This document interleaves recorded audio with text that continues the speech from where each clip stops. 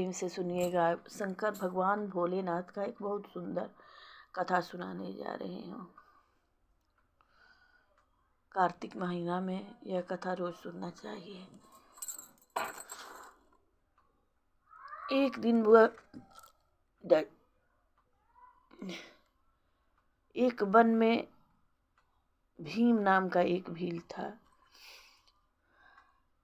एक दिन वह कहीं आखेट के लिए गया। घूमते घूमते वह एक पहाड़ी पर पहुंचा। पहाड़ी पर एक मंदिर में ऐसा शिवलिंग था जिसके अग्रभाग पर मुखाकृति बनी थी। भीम ने अपने साथी से पूछा, यह किसकी मूर्ति है? सेवक ने उत्तर दिया, यह शिवलिंग है। बहुत वर्षों से एक ब्राह्मण प्रतिदिन यहाँ पूजा करता है। भीम ने कहा, पूजा कैसे करता है? सेवक बोला, पहले वह इस पर पानी डालता है, फिर पत्ते और फूल रखता है। इसके बाद कुछ खाने की वस्तु रखकर आंखें बंद कर लेता है। भीम में पूर्व जन्म के शिव भक्ति के संस्कार जागृत हो गए। वह दौड़कर मूर्ति से लिपट गया। उसने सोचा, इस भयानक वन में रात को जंगली जानवर आकर इनको कष्ट देते होंगे।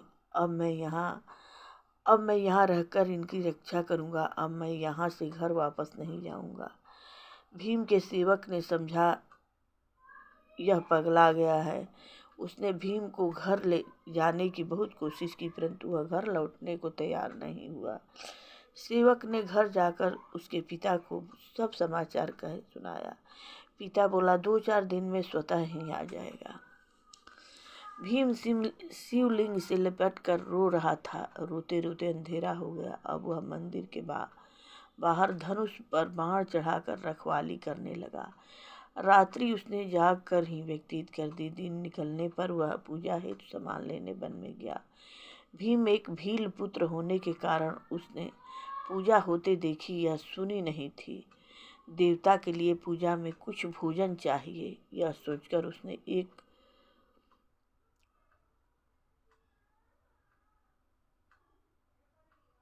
खरगोश को मारा। फिर लकड़ी एकत्र की। लकड़ी चकमक की सहायता से अग्नि प्रज्वलित की और खरगोश के मांस को भून लिया। इस मांस को उसने वन में लाए शहद में डुबाया। इस मांस के टुकड़े को शहद में डुबाया। उसकी दृष्टि में यह सबसे उत्तम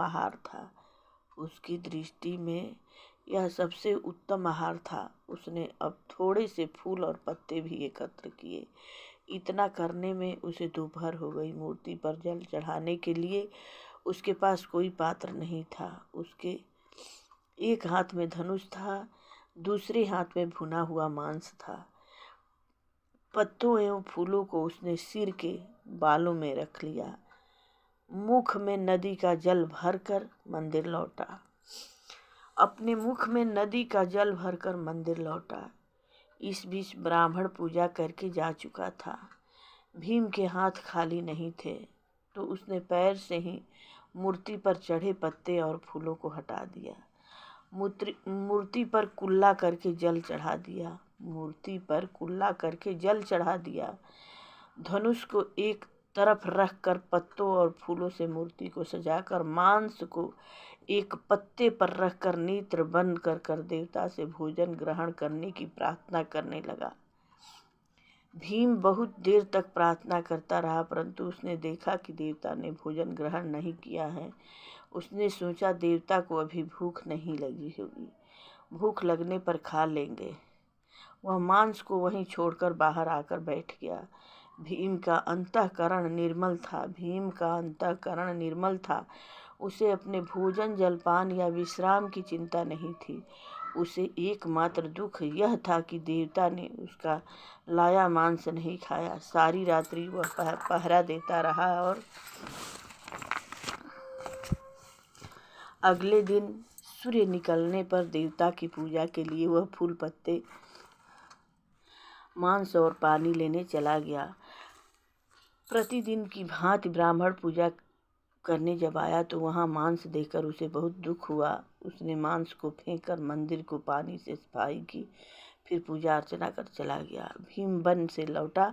उसने अपनी विधि से पहले की दिन भांति देवता की पूजा की। ब्राह्मण को दूसरे दिन भी मंदिर में मांस मिला। तीसरे दिन भी यही क्रम चला। ब्राह्मण फूट फूट कर रोने लगा।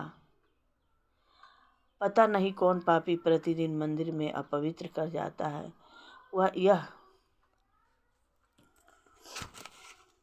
वहीं पर अनशन करने लगा।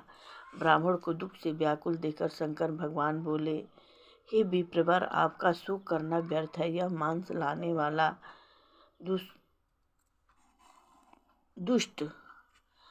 दुष्ट नहीं, मेरा परम भक्त है। भगवान शिव बोले, हे विप्रवर, आपका शोक करना व्यर्थ है। यह मांस लाने वाला दुष्ट नहीं, मेरा परम भक्त है। मुझे बाहरी पदार्थ प्रसन्न नहीं करते। निर्मल प्रेम पूर्ण हृदय मुझे प्रसन्न करता है। इस भोले भाले भील भक्त के पैरों का स्पर्श मुझे इस भोले भाले भील भक्त के पैरों का स्पर्श मुझे पार्वती के स्पर्श से भी अधिक प्रिय है। जय हे प्रभु, जय हे भोलेनाथ। उसका मुंह का कुल्ला किया हुआ जल गंगाजल जैसा ही पवित्र है। उसके मुंह से किया हुआ कुल्ला मेरे ऊपर गंगाजल जैसा पवित्र है। उसके केशों से निकले हुए फूल पत्ते कल्प वृक्ष के पुष्पों के समान मनोहारी लगते हैं। उसका नैवेद्य के रूप में मांस को अर्पित करना मुझे अब तक प्राप्त तपस्वियों के नैवेद्य से भी अधिक प्रिय है। आपको उसका प्रेम देखना है तो यहाँ छिप कर देखिए। पुजारी वहीं छिप गया। भीम जब पूजा के लिए आया तो उसे देवता की बाईं आंख में खून बहता दिखाई दिया। उसे यह देखकर बहुत क्रोध आया। वह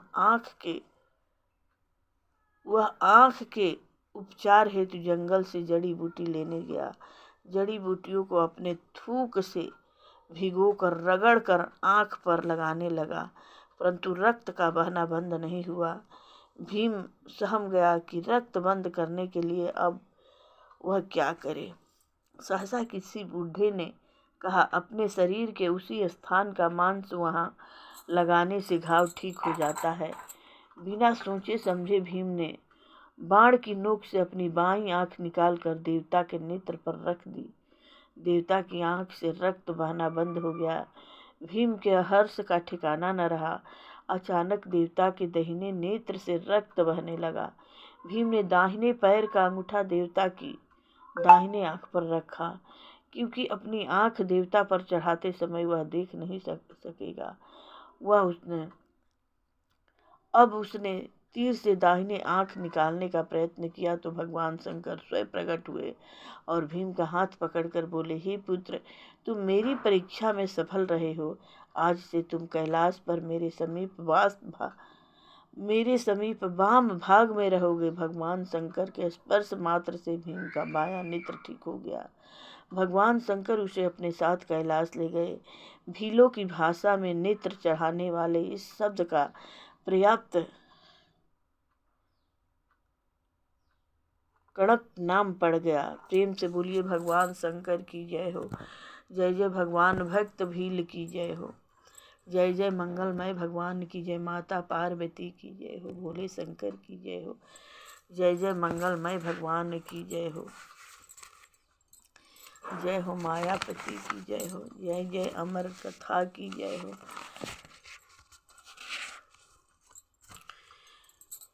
जय शिव ओंकारा, ओम जय शिव ओंकारा। ब्रह्मा विष्णु सदा शिव अर्धांगिनी धारा। ओम जय शिव ओंकारा। एकानन चतुरानन पंचानन राजे। हंसानन गरुणासन वृषवाहन साजे। ओम जय शिव ओंकारा।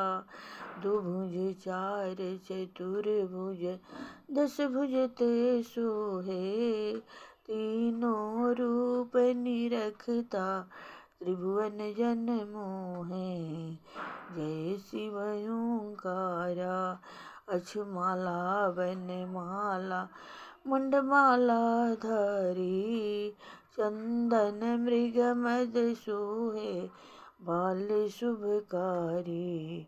जय शिव ओंकारा श्वेतांबर पीतांबर बाघंबर अंगे।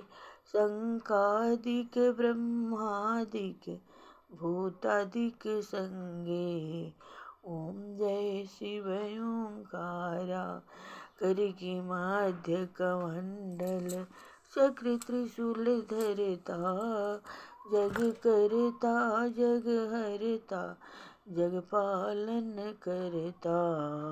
ओम जय शिव ओंकारा। ब्रह्मा विष्णु सदा शिव जानत अविवेका। प्रणवाक्षर के मध्य ये तीनों एका। ओम जय शिव ओंकारा।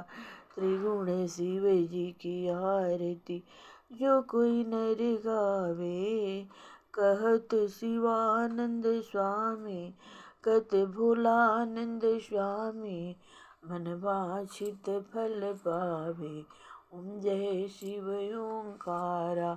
प्रेम से बोलिए मंगलमय भगवान की जय हो। भगवान शंकर की जय। माता पार्वती